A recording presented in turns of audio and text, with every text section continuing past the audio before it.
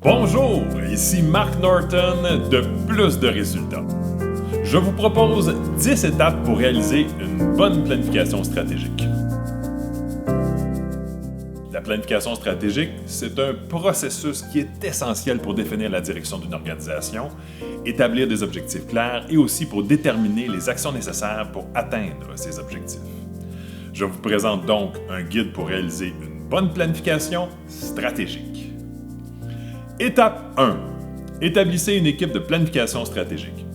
Rassemblez des personnes ayant une compréhension approfondie de l'organisation et de ses activités. Donc, au départ, l'ensemble des membres de l'équipe de direction, par exemple, directeur des ventes, directrice marketing, directeur service, directrice financière, mais aussi pensez à inclure des membres des différents niveaux hiérarchiques et des départements variés pour une perspective complète, lorsque possible. Étape 2. Évaluation de la situation actuelle. Analysez l'environnement externe, le marché, les concurrents, les tendances, la réglementation, etc. Évaluer les forces, les faiblesses internes de l'organisation, les ressources, compétences, processus, etc.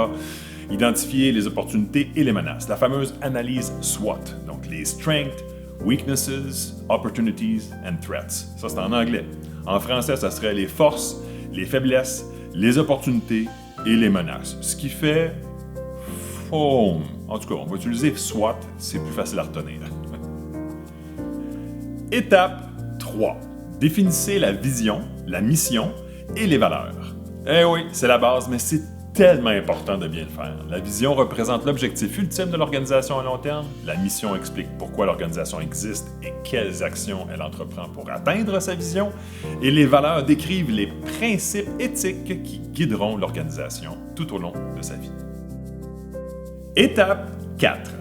Établissez des objectifs SMART. Ça fonctionne un petit peu plus en français, donc spécifiques. Les objectifs doivent être clairs et précis, mesurables, il doit être possible d'évaluer le progrès et la réussite, atteignables, les objectifs doivent être réalistes et réalisables, justement réalistes, tout en étant alignés sur la mission et la vision de l'organisation, et temporels, donc fixer des échéanciers pour atteindre ces objectifs. Étape 5. Développer des stratégies. C'est là qu'on identifie des stratégies pour atteindre vos objectifs en tenant compte des informations recueillies lors de l'analyse de la situation.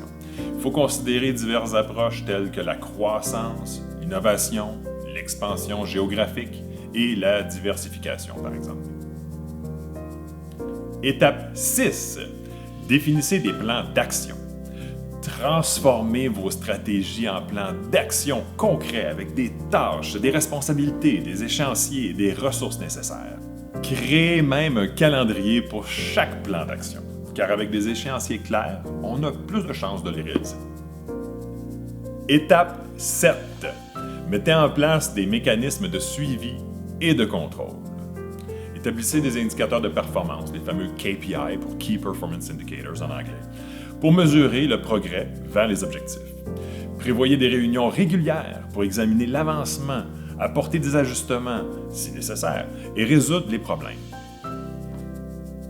Étape 8. Communiquez la stratégie. Assurez-vous que tous les membres de l'organisation comprennent la stratégie, les objectifs et leur rôle dans la mise en œuvre. La communication est essentielle pour l'engagement et l'alignement de l'ensemble de l'organisation. Étape 9, ou plutôt un comportement à adopter. Soyez flexible. Reconnaissez que la planification stratégique est un processus continu. Soyez prêt à adapter votre stratégie en fonction des évolutions de votre environnement ou des besoins de l'organisation. Étape 10. Célébrez le succès et apprenez des échecs. Il est important de récompenser les réalisations et transformer les échecs en opportunités d'apprentissage pour améliorer la stratégie. La planification stratégique, c'est un outil puissant pour orienter votre organisation vers le succès à long terme. Elle exige l'implication de l'ensemble de l'organisation et une flexibilité pour s'adapter aux changements inévitables d'une organisation. Besoin d'accompagnement? Pensez à Plus de résultats.